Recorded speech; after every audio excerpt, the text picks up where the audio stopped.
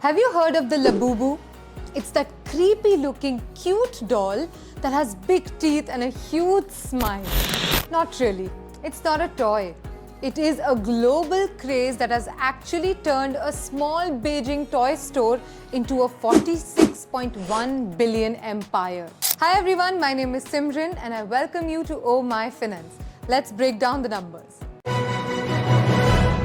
Back in 2015, Hong Kong-based artist Kassing Lung created Labubu, a weird little character from his picture book series, The Monsters.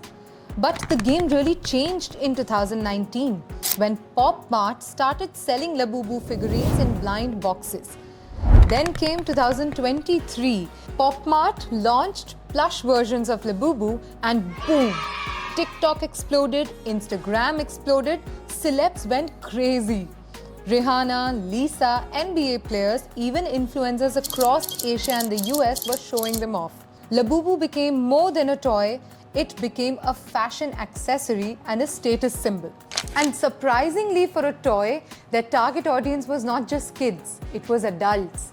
In 2024 alone, US adults spent around $1.8 billion on these toys. In 2025, things got wild. Pop Mart dropped Labubu 3.0 in limited edition blind boxes and fans completely lost it. Lined up at 2 a.m. in cities like New York, Seoul and Tokyo, stores were sold out, vending machines were emptied in hours and resale prices hit the sky. The retail price was $20 and it rose to $300. But rare editions, they sold up to $170,000 at auctions. The real winner was Wong Ning. He made $1.6 billion in one day, all thanks to Labubu. His net worth now, $22.7 billion.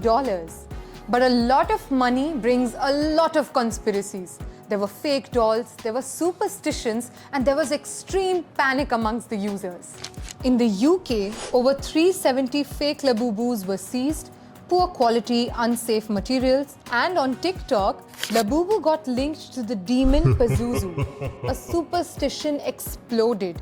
TikTok, Reddit, Weibo, full of curse theories. Some people literally started returning their dolls, from unboxing to unowning. In China and South Korea, fan crowds got so aggressive, retail launches were paused. Still, Pop Mart didn't back down. By mid-2025, 530 plus stores globally, 50 new stores in the US, vending robots everywhere, and even a Labubu theme park in Beijing. So Labubus didn't just trend, they became a case study because it told investors what consumer psychology looks like. There has to be a bit of scarcity, lots of surprises, lots of virality, and a pinch of controversy. So for more such viral financial news, don't forget to subscribe to Oh My Finance.